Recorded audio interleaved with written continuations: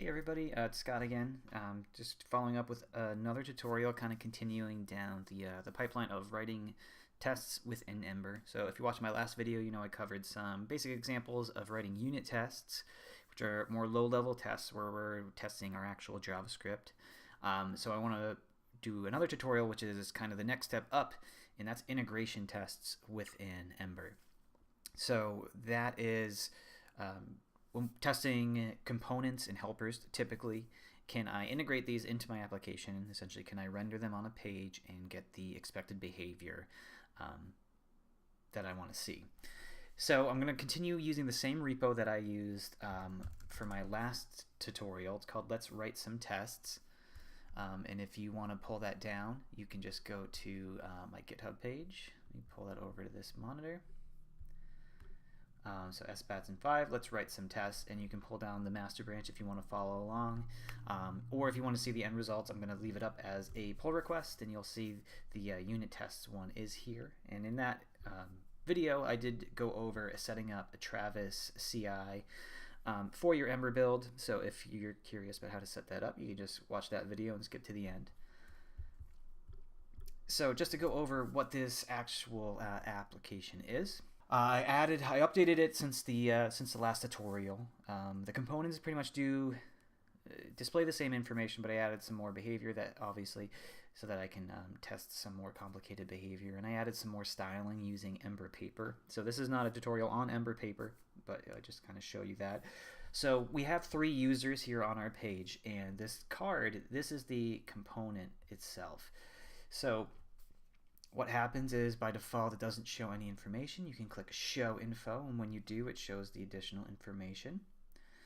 The button changes to, say, Hide Info.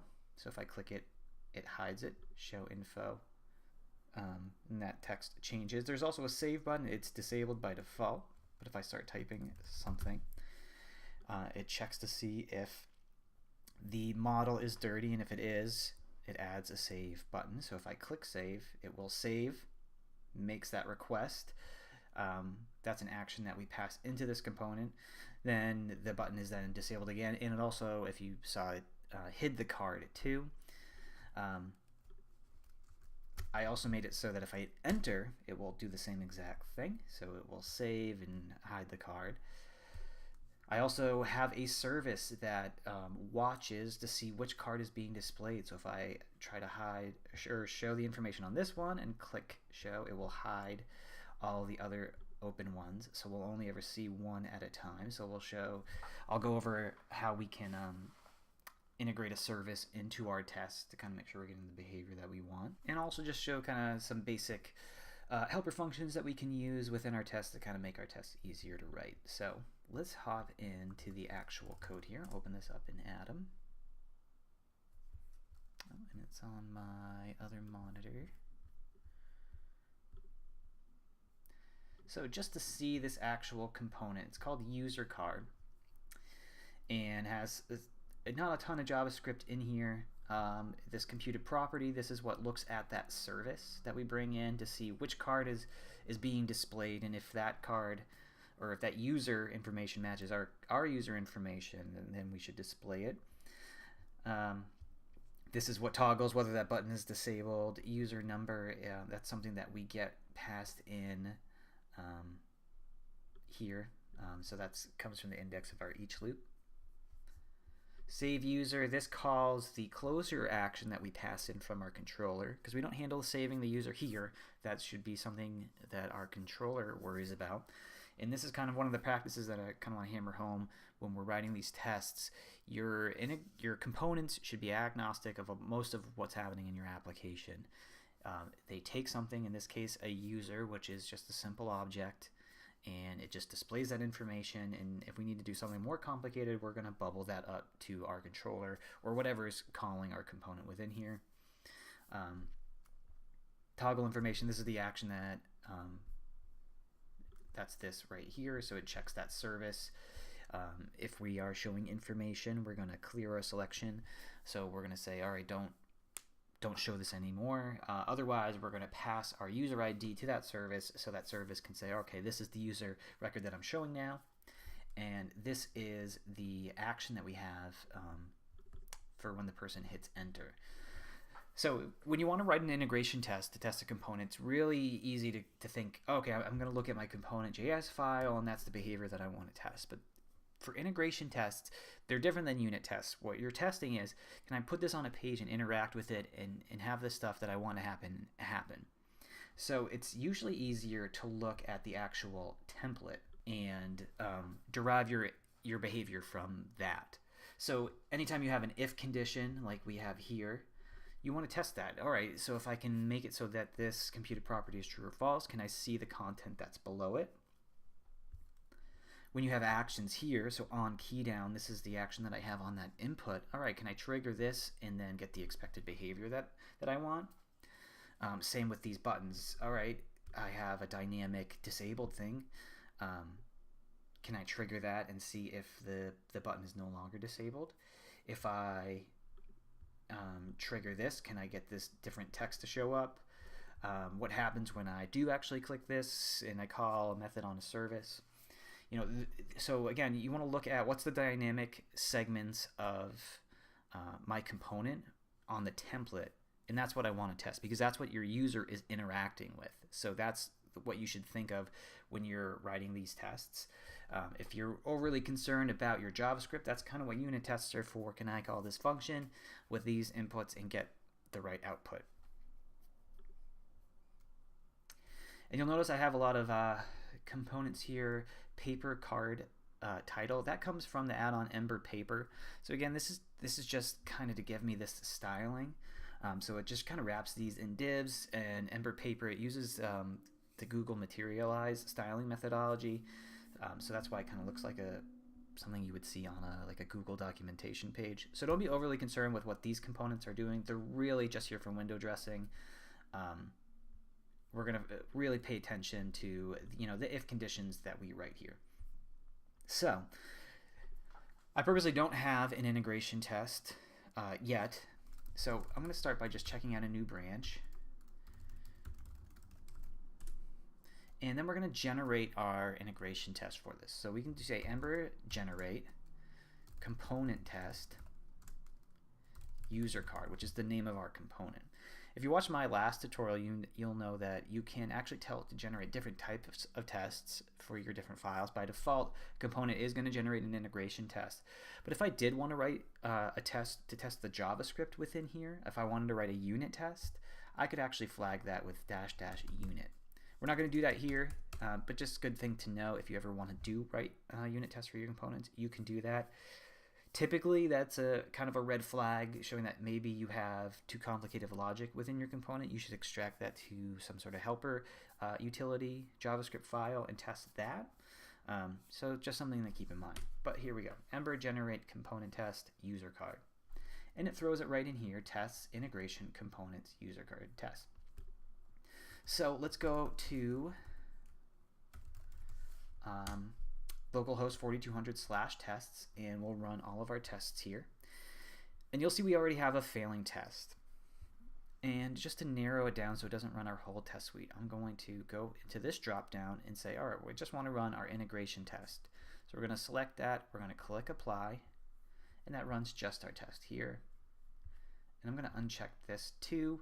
Hide past tests. We don't have any passing tests right now, so it's, again, not super obvious. But when we do have passing tests, I want to actually see the text that we're getting out.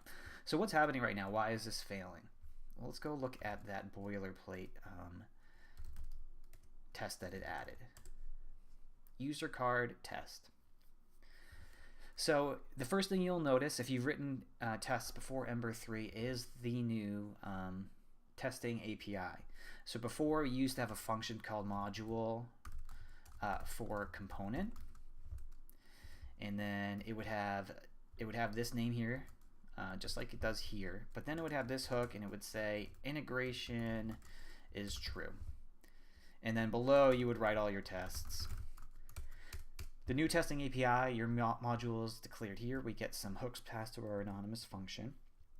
Setup rendering test is really what the integration true flag was doing, and the module for component function was doing. So now we're setting up our rendering tests, and then all of our tests happen within the module itself. So we're going to write our tests very, very similar to how we were writing them before.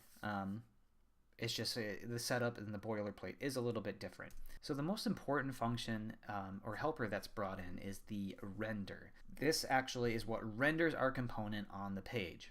So the default boilerplate just renders the component. Obviously, it's not aware of any attributes that should get passed in, so it's just going to give us the plain old component. And then it tests whether, a blank amount of text appears.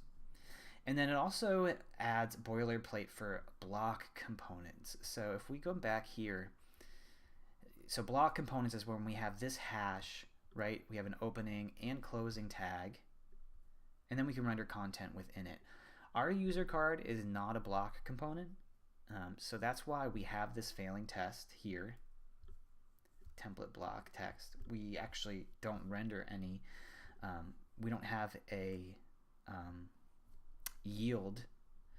So if we did have a block, so like if I just went here and just said yield, so now you'll notice that this text actually is showing up in our test now, but it also has all this other stuff because we obviously have a bunch of stuff on our template, but now it actually has somewhere to yield that content. So that's what block components can do for us. That's not what we're doing. If you have questions on block components, I actually have a tutorial going over components and how we can yield results, but a little out of scope for what we want to test here, which is just a pretty simple component. So we're going to come here and we're actually going to delete this because, again, we're not testing this content here. And the first thing I want to test is, can I just get all of this information to show up correctly? So in order to do that, we need to pass content in. And if you want to see that, let's go look at our template users index template. So this is what the actual page is itself here. This is the index route where we see all the users. And we can just see an example of how we're using this component. All right, so we pass in a user. We pass in an index, which is that number within the each loop. So that's what ends up becoming, that's what ends up becoming our user number here. It just gets the index and adds 1 to it so that we can say user number 1, user number 2.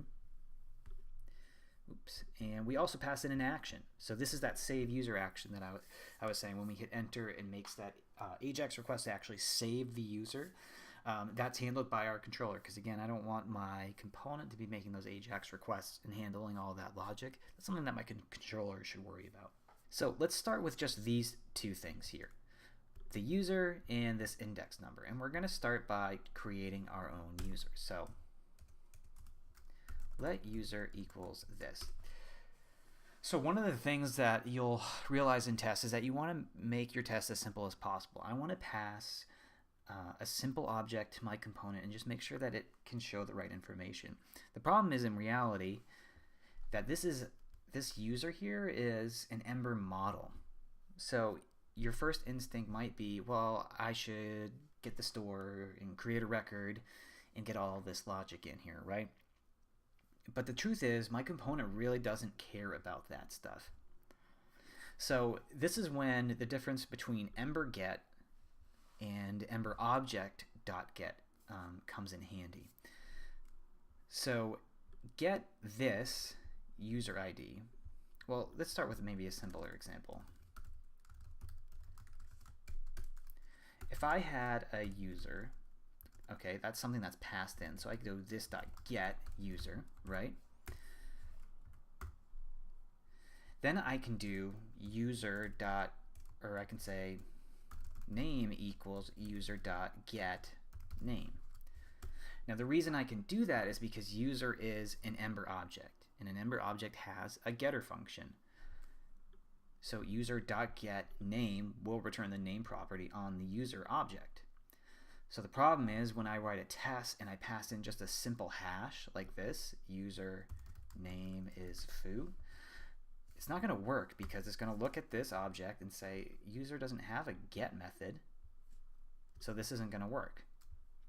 So that's why I use Ember's get. So I could do get user name, and that's going to work whether it's an Ember object or just a simple hash within my test. So if you see people using Ember's get method instead of object.get, that's probably why. This is going to work 100% of the time, and it's going to work with Pojos as well as Ember objects. User.get is only going to work with objects that have actual getters. So just something to keep in mind, because again, I want my component to be as simple as possible. It shouldn't have to worry about having all these convenience methods. I just want to pass it a simple hash and it should work. And that way, if I ever update my app in the future and maybe don't even use Ember models, I move away from Ember data, or I just want to pass in some fixtures, I don't have to worry about that stuff anymore. So let user, we're going to create our user here. Now, one of the things that this card has, it shows the user's full name, and if you watch the last tutorial, you'll know that the model user full name is actually a computed property that concatenates the two names together. So your first instinct might be, okay, well, I should give it the last name and the first name and make sure that it does that for me. But we already wrote a unit test that tests that. I'm confident that my user model, my model user test, tests that functionality enough that I don't have to worry about it here. So we're actually just going to pass in the full name, because again, that's what my user card expects. It expects to get an object that already has a full name property declared on it. And if you're thinking, well, I want to test that all this stuff can fit together, I can have models, they go into components on a page and I can see the full name, well, that's actually what acceptance tests are for. Acceptance tests are, at a high level, can I have all these moving pieces, fit them together, and have a working application? Again, integration tests are just testing, can my component take some inputs and show the stuff that it expects? It doesn't care that full name is a computed property. It just cares that that property exists. So we're going to create our full name, Billy Bob. We also use the ID within our component, so we're just going to give it an ID of 1 here. They have an email, which 123@something.org. We don't really care what it is. Date of birth, I believe is a date object, right? Date of birth is a date, so we'll just do new date 1/2/2001. What else do we show on our actual user card? We show their current savings in cents. Current saving in cents. Current checking in cents. We'll just do the same thing again. I don't really care what the amounts are. We're not testing the logic. We're just testing that it, in fact, just shows up on the page, right? Great. So I think that's pretty much all that we had for user. Oh yeah, so is over 18, that's the other flag. Again, I tested this computed property on my model's unit test, so the component only cares whether this comes in as true or false. We're going to leave it blank for right now, and then we can show kind of how we can test whether it's there or not. So we've created this user object, and we're going to say it renders user information. So now that we have this user, how do we actually pass it to our component that's within our test? Well, in order to do that, we actually have to set it on the context of the test. So we can say this.set user is user. We're going to set the user property on this, our testing, and we're going to set it to, this variable that we just created. And now we can pass it in to here. So now that we've done that, I want to actually see this test. I want to see this test live, and I want to see that it actually gets the information that I want. So integration tests have this really great helper function that actually allows us to pause our tests, and it's called assert.async. And this is something that we get from QUnit. So if I just save that and I come to look at this test, you'll see rendered here is my component itself. This is the testing container. So if you check this, you can dock the container, which docks it over here. So that's what it's referring to when it says container. And I can actually play around with this component in my test itself. This is a great way to debug integration tests. If you're like not getting the result that you want, or you're trying to like find something by an ID or a class name, just call that function, pause your test, and see if it actually shows up. So here's my component, shows the person's name. That's great. If I click show info, then it shows that additional info. If I check hide info, it then hides it. And that's exactly what I wanted. And that's what our first test should be. So first thing what we want to assert is, does the person's name show up? So if we come here and we look at where is that person's name, it shows up here. And this is the span that we add within our title field. So let's make sure that we can get this text to show up properly. Close this. So if you watched my last tutorial, you know I go over some of the different assert functions. So what we're doing right now is assert.equal. We want to make sure that two things equal each other. So what do I want to do? I want to get the text within this span. So we're going to take this class because it's here and it's the only class I have of this name. And how do I test this? Well, in old integration tests, the boilerplate used to come through as this dot, and then you would use jQuery to find the element that you wanted. They're trying to move away from requiring jQuery in Ember. It's going to shrink the package size by quite a bit. So what we're going to rely on are native DOM selectors. So the stuff that you can do within just vanilla JavaScript itself. So let's refresh this and let's just bring up our console here. So if you want to write just kind of vanilla DOM selectors, you can start with the document, right? So then how do I get something on the page? You're probably familiar with get element by ID, get element by class name. But the one that you really want to use is called query selector. And that can, just like the $sign within jQuery, can take a class, can take an ID, it can take an element with a name, and query selector is going to return the first thing that it sees. So if I just did span, I actually get this from on this page. But let's do that class that we said, and there it is. That is the this span right here. So this is kind of what we want to do. Now we don't want to rely on document because again, document's going to be the whole entire page. So it might find something up here, right? So how do we kind of scope that down? Well, that's when we use this dot element. So this dot element is the actual element that it's rendering through this render hook. So this dot element dot query selector, then our class name. Then we want to get the text content. So again, vanilla JavaScript here, and we want to trim it, right? So we want to just remove any leading or trailing white spaces, and we want to say the name is, as a string, the name is Billy Boy. I thought I said Billy Bob, but we'll go with Billy Boy. So let's save that. And now we get a passing test. And it says, okay, here, because we didn't give it any additional context, but we'll add a flag. We'll say username is shown. And if I click here, username is shown. There we go.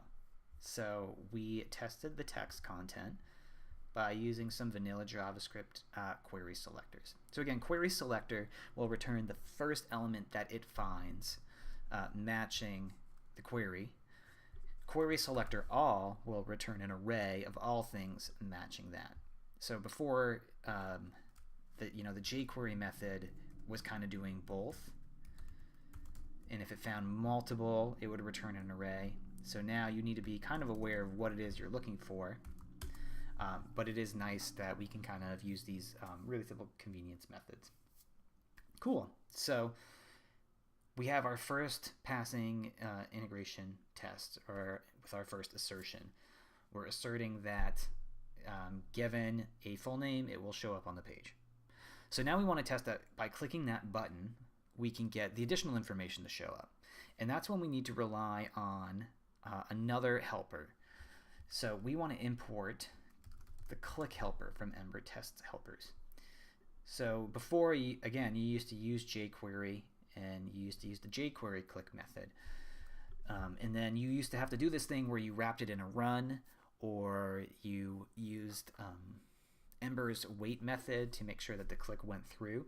Now, click is an async method. So we're going to say await click, and then it's actually going to wait for the click to resolve before it goes down and does all of our assertions below.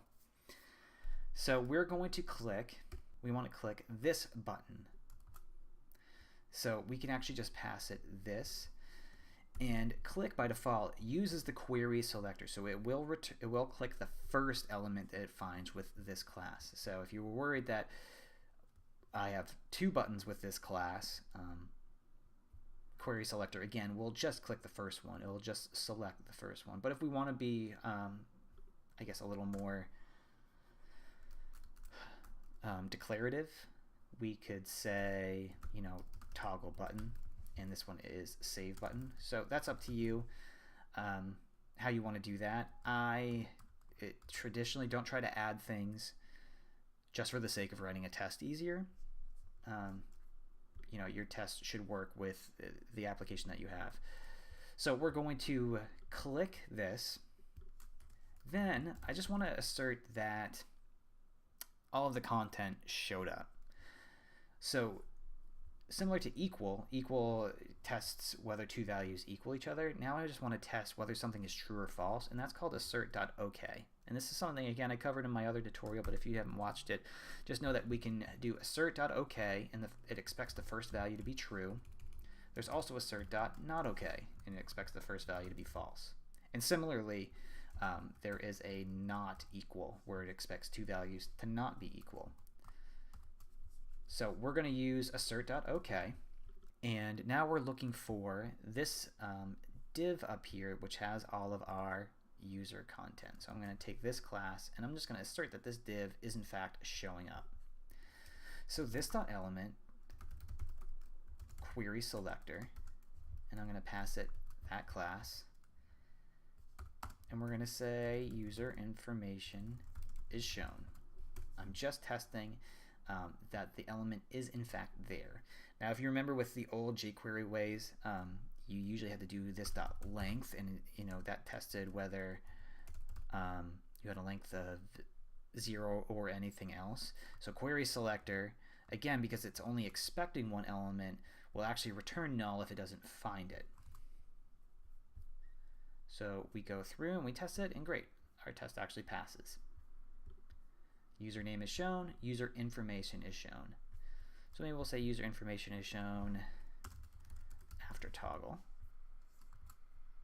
Great. So next, let's actually test this stuff here. So I don't have any classes on these, but they are my only H5s. So this is when we can do query select all. We'll call them user fields, and we'll say this .element .query selector all. Kind of a weird way to say, because you would think it was select all, but no, it's query selector all. And then we'll just pass it that H5 tag. So again, this is going to return us an array of multiple elements.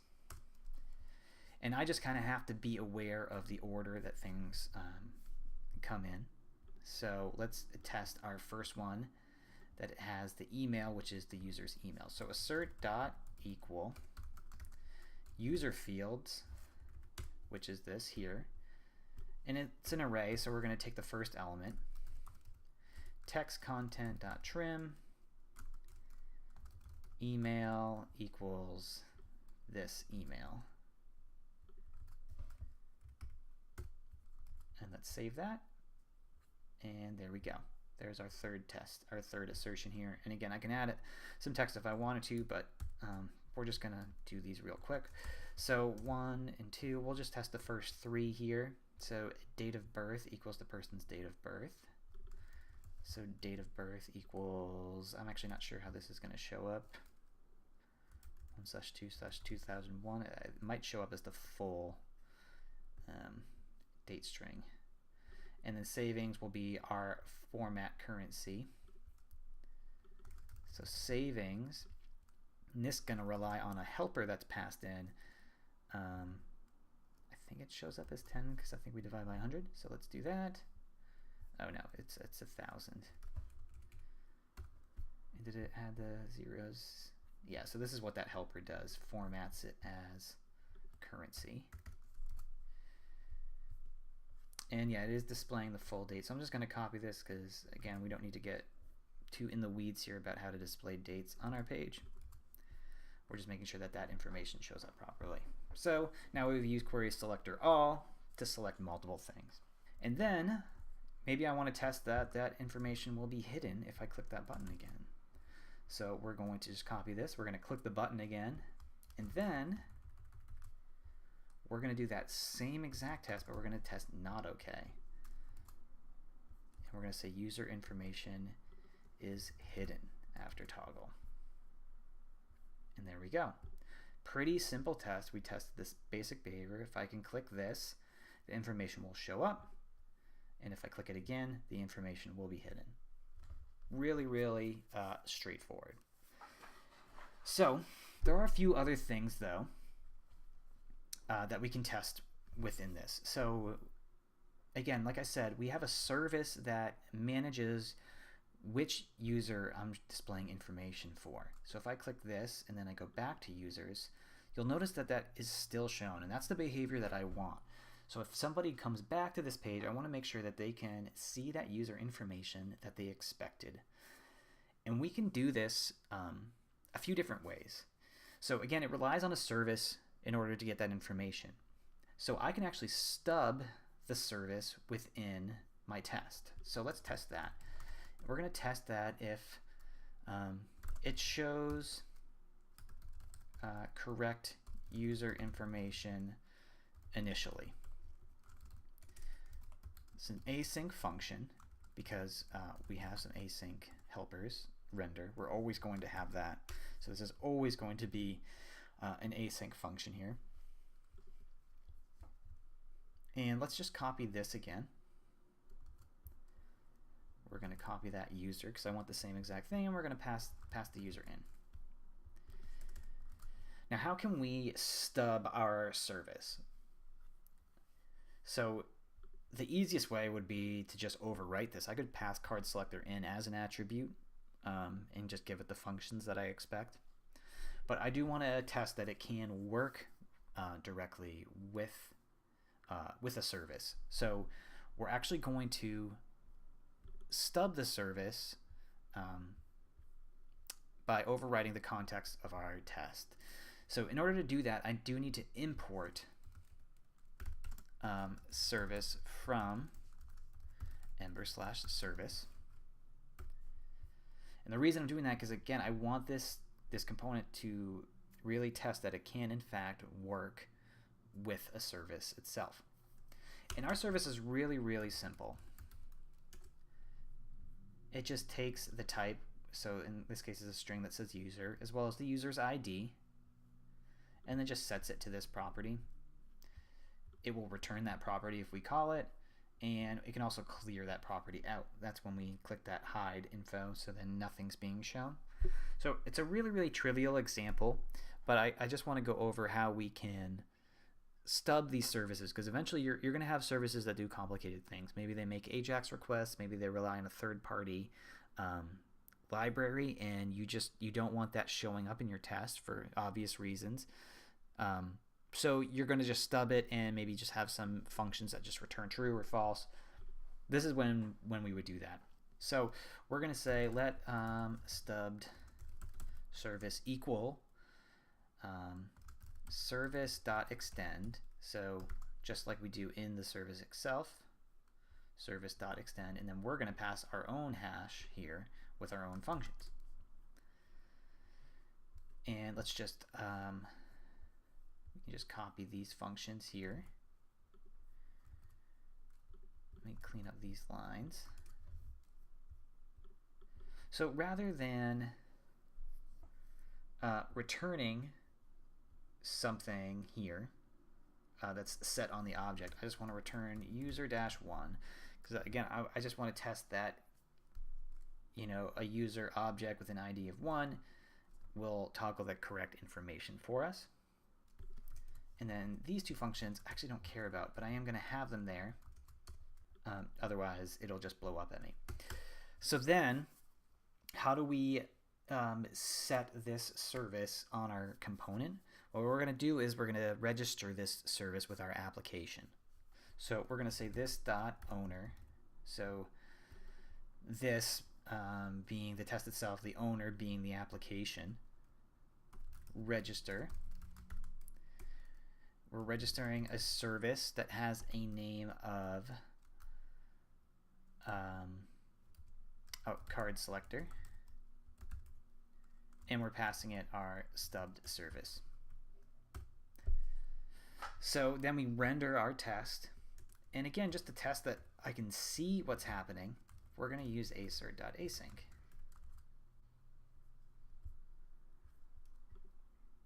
So if I go back to my test, it will get to this test and it will pause, and we can see here that the correct that it is in fact pre-toggled for us, right? So if the person comes to the page and that service says, all right, you were showing the information for user number 1, then we have that information here. Perfect. That's exactly what we wanted. So we can actually just copy this here, paste that there, and then we should have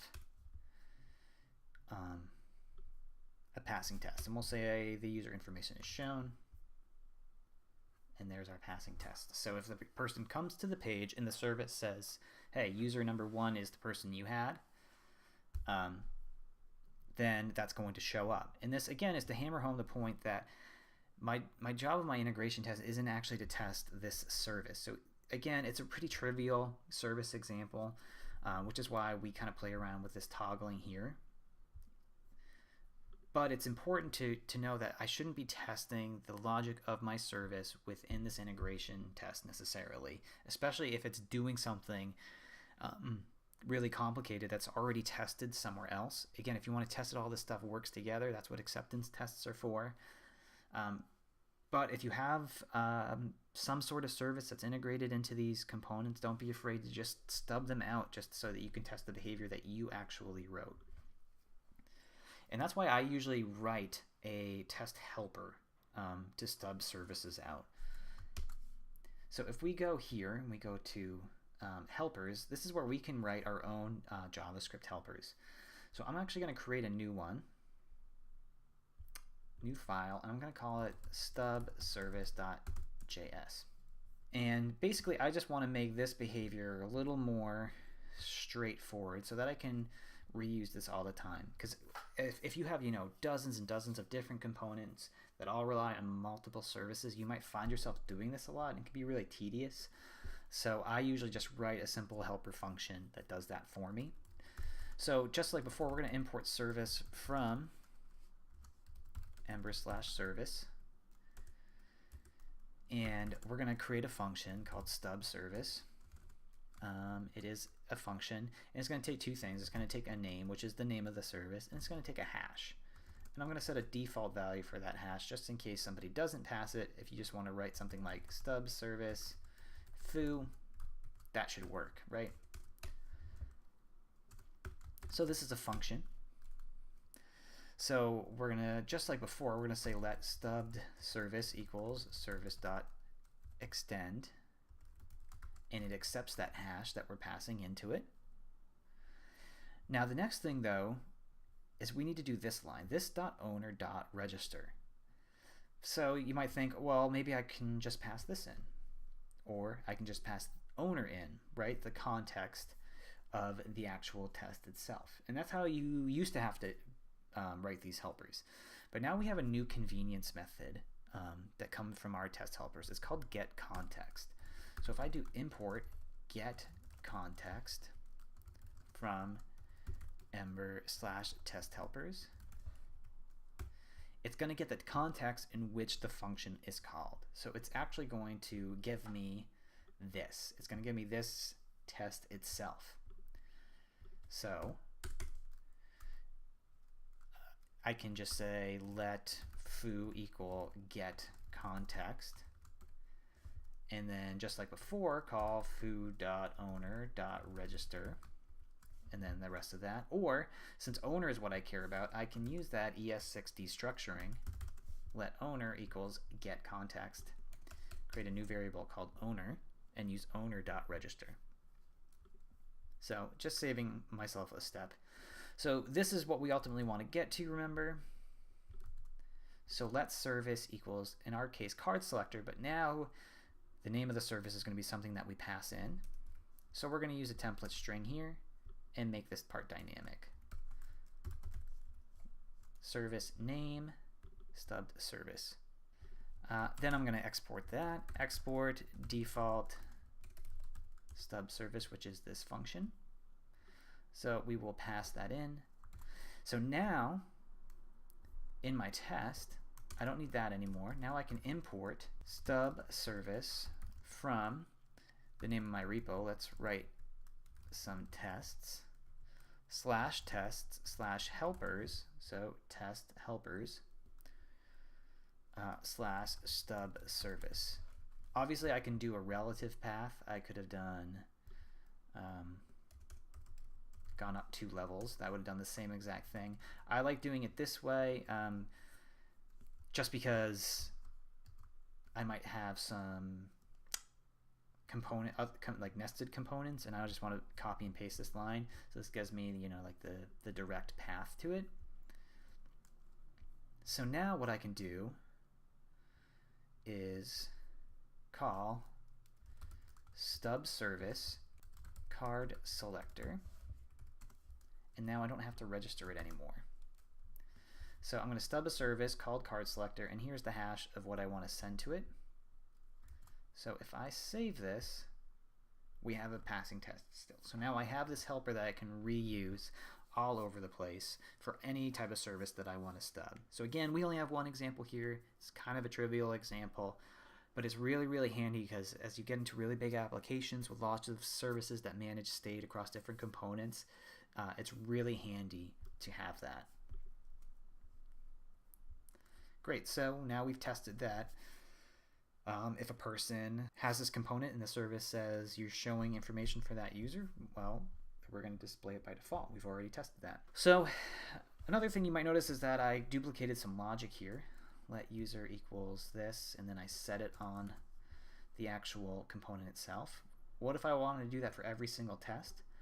Well, that's when we can use the hooks. So that's something that gets passed in to our functions here.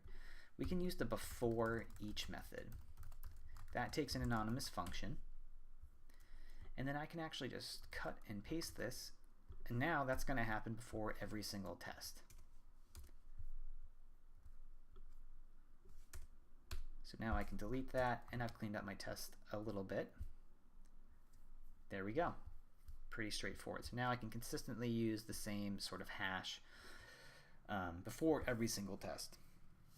Now that might not always be the behavior that you want, but just again to hammer home the point that if there is some sort of boilerplate you find yourself repeating for every test, well, that's what before each is. If there's some cleanup you need to do after every test, that's what after each is. I don't have an example here, but just know that that's something that you can do if you have like an array that you're mutating or something and you want to reset it, or if you're stubbing something on like window. Sometimes I'll do that, like if I'm trying to get the person's location. I will overwrite, like Windows Navigator, and then after each test I make sure that I set it back so that like I don't break any other tests going forward by overwriting that. So we've tested that it toggles information, and let's actually update this. It toggles user information. We also tested that it can show information initially based on that stubbed service that we have. So we should also test the inverse when we're stubbing this. It doesn't show that information. So it does not show correct user information initially if a different user is the current selection. So we change this to a not okay. And then we go through and that passes. Great. So again, it's always good to test the negative case just to make sure that I wasn't getting some sort of weird false positive here. Like if I wrote it wrong and really this could have been any value and it would have shown up, I want to kind of test that. No, it is actually asserting that it is the correct user ID. So again, it looks at this ID here and make sure that that is set. So one of the other behaviors that we have on this, again, is that I can go here and I can type something and I can click enter and it will save. So how do we test that? So let's start by writing what we are going to test. It saves on enter with user notes. So that's that field that we're actually updating. Again, async function assert. So in this case, if we go and look at our index here, again, we pass in an action called save user, and that's what gets called. Now, I don't actually care, in context of the user card component, I don't care what that function does. I just want to test that that function, that closure action gets called. So we're going to create that function, a stub function locally. So this dot set save user. It's going to be a function, and what gets passed to that function? So get this save user. It gets the user object. So I'm going to test that I do in fact get the right thing back. So I'm going to do assert dot deep equal. So equal tests that two things equal each other. You use those for simple values. Does one number equal another? Does one string equal another string? Deep equal will go through an entire array or an entire object and make sure that all the values equal each other. And the reason that you do that is because you might have two things that are equal within memory or not equal within memory. So you might actually get false positives or false negatives. And I cover this a lot more detail in my unit test, so if I'm not explaining it well here, you can go back and see an actual example in my previous tutorial. But again, because we're comparing something more complex than just a simple value, I'm going to use deep equal to make sure that all the stuff I get back is correct. So we're going to test that the user that's passed in equals the user object that we have here.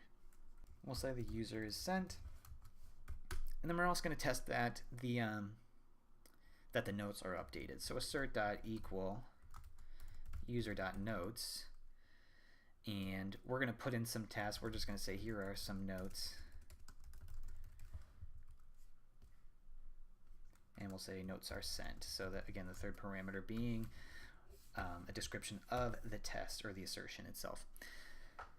So the first thing you might be wondering is, well, how can I actually test that these are called? If this function is never called, how will I see that this test passes? And that's when we use what's called assert.expect. So assert.expect is a function that tells the test suite how many tests I expect to happen within this test block. So let's write it out a little bit first, because I'm not sure how many I want to write just yet. So again, we're going to do await dot, and let's just copy this one here.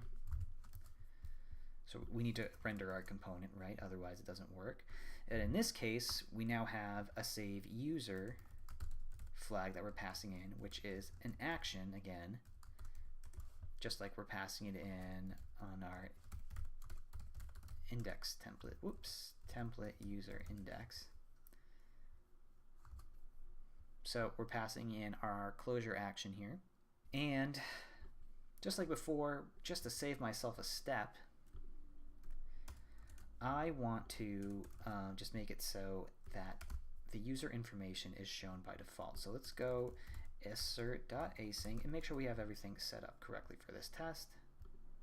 And I'm going to just comment out that line because I think it will complain otherwise. So we go through, great. We have this displayed here. Now another thing actually happens though when the person says something. It hides the actual information, right? Because it's saved properly. And that happens by calling this the clear selection method. So this is another time that I can test that I'm getting the right behavior. I can say assert.ok, true. This method is called. And we're going to test this by using assert.expect. I'm going to say I expect a certain number of assertions in this test block, and this is going to be one of them. And OK, true, obviously is always going to pass. But what we're really testing is that this function is called at all. And similarly, we could do something here. We can say assert.not OK, true. So this is a case where it will always fail, and we'll say this should not be called. So now we're testing that this method is not called throughout this test whatsoever, because it isn't. Great. So we have everything in place. So how do I actually go through and fill in the input and click enter? That's when we use some other test helper methods that Ember gives for us. The first being fill in. So we're going to import fill in from our test helpers, just like we're importing click and render. I put it here because I like to do alphabetical order, but it really doesn't matter. And just like the other ones, this is an async function. So we'll say await fill in, and it takes two methods. It takes the selector, just like from query selector. So it's input with a name of notes, and then it takes the text that we want to put in, and we said here are some notes. So again, we're going to make sure that this is what gets passed here. And let's keep this assert async function there, just so that we can pause our test and make sure that it is in fact filled in. And it is. That is awesome. So this also does trigger change. So if you were writing this in jQuery, you used to have to do, input name equals notes, just like we are here, and then you have to do val equals something. So we updated the value to be something, and then trigger change. So this is essentially all of that wrapped into one. It is triggering that something has changed, because again, just updating the value actually doesn't trigger any like on change or on input events, and that's actually what is happening on our input. It's on input is when we actually mutate the user notes value. If you wanted to look at in like vanilla JavaScript, that would be this.element.query selector input name equals notes, and this might be boring for people that know this. Value equals foo, and then this same thing,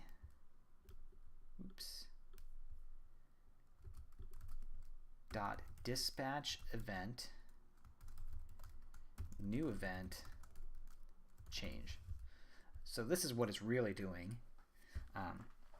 If you ever wanted to know how can I trigger events on a DOM element in vanilla JavaScript, this is how. Dispatch event, new event, and then the event that you want to trigger. So again, just a convenience method, and more just to understand that there's really no magic happening behind the scenes. It's just, again, it's just more convenient to do it this way.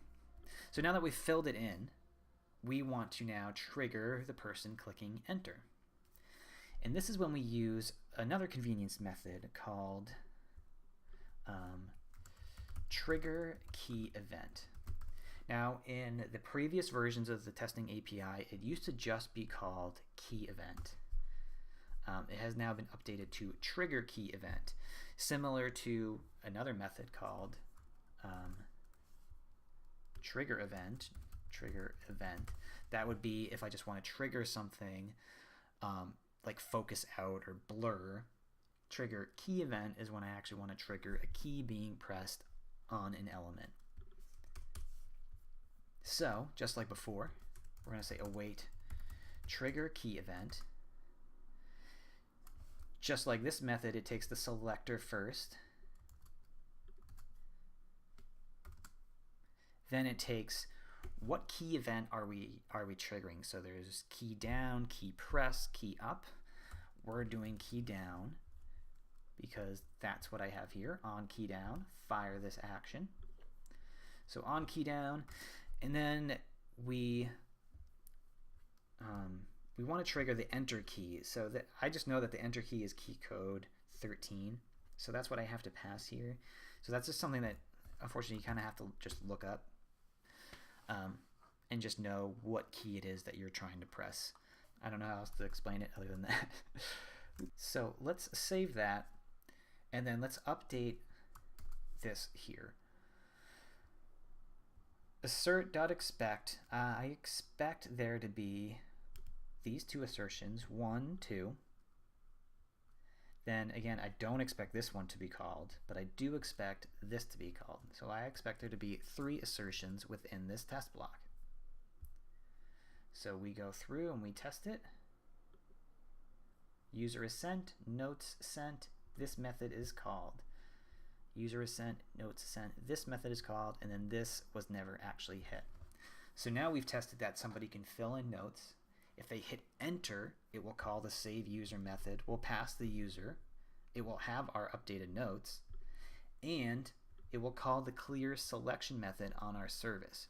Now again, this service is stubbed, so if I were to go here and do assert async again and pause the test, you're going to see that the card is still displayed because again I stubbed that service. It's no longer clearing out, it's no longer properly clearing out the selected user. It's again something that I put in there to stub. So there are a few other things on our template itself, some simple booleans that we haven't tested.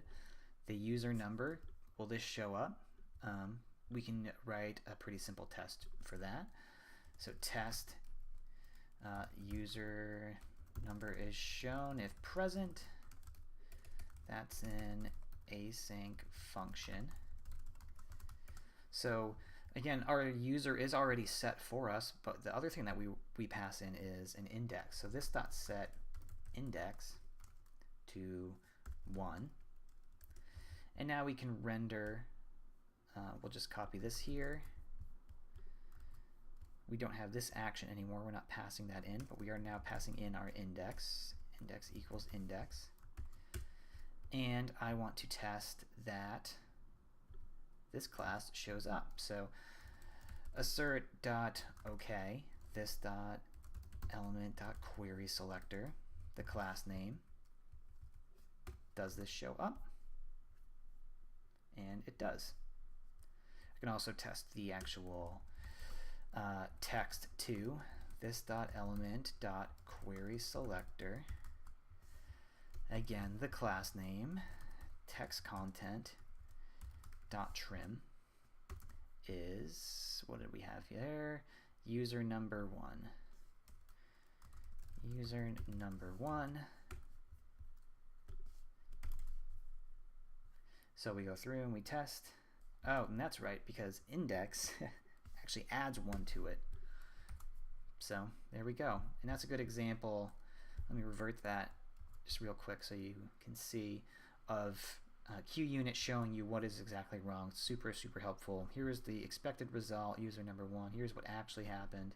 Again, we add 1 to our index because it's the index of an array, and it will show you, what the actual result was and what the diff is. So we'll revert that.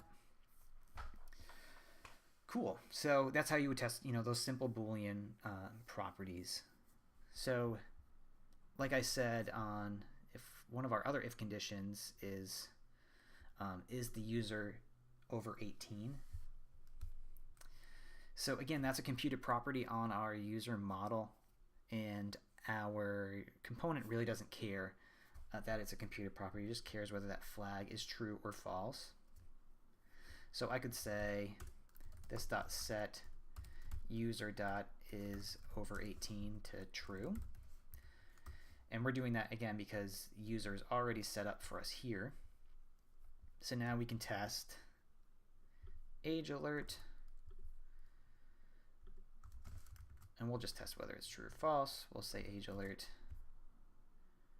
And that fails because we're not actually showing the we haven't toggled this stuff. So let's do that just like we did in the first test. We'll click the first button. Sorry if I'm jumping around too quick.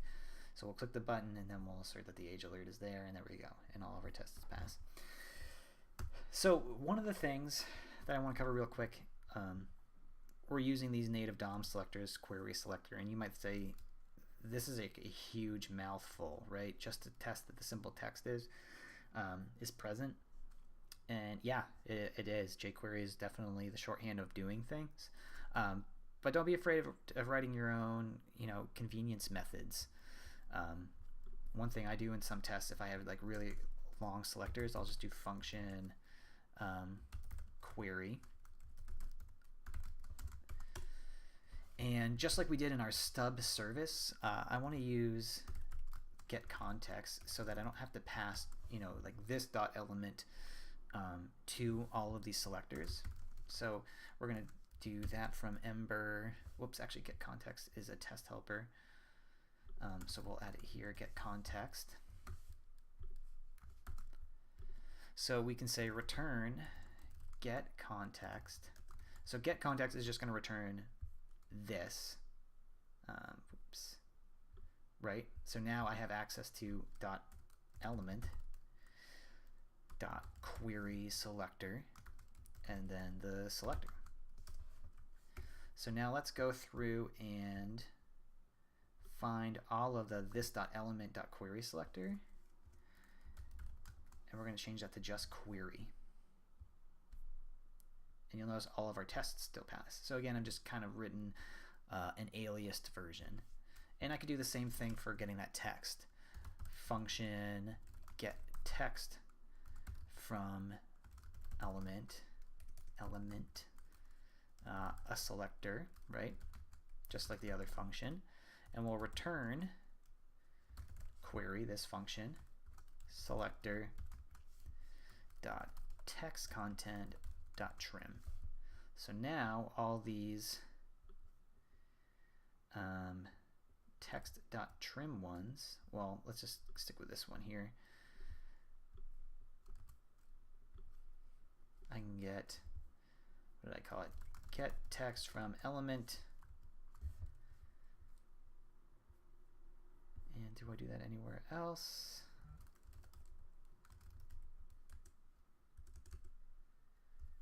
So we can do that here.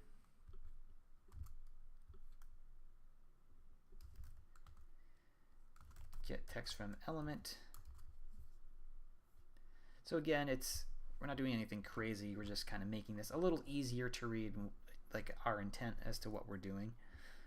And I also like to break up our async functions. So again, it's just easier to read. We don't care about our tests having extra lines here. So again, just ways to clean these up. And this is really all your integration tests are going to do. Can I put a component on a page, and can I interact with it the way that I expect it to?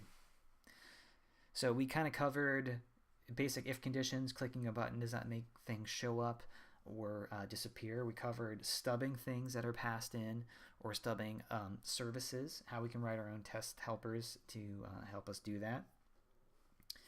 And we also covered when to use assert.expect to make sure that functions aren't called multiple times, or that the correct functions are in fact called. And hopefully this all made sense. And if you have any questions, feel free to leave comments on the videos. I am going to issue a PR with all of this, all of the code that I've written here. So if you want to view the actual pull request, I will link that into the description. And if you have questions on the code, I would encourage you to go to the pull request and leave comments in line on GitHub. So thanks for watching. And next I will cover the more complicated but more important acceptance testing within Ember. Thanks for watching.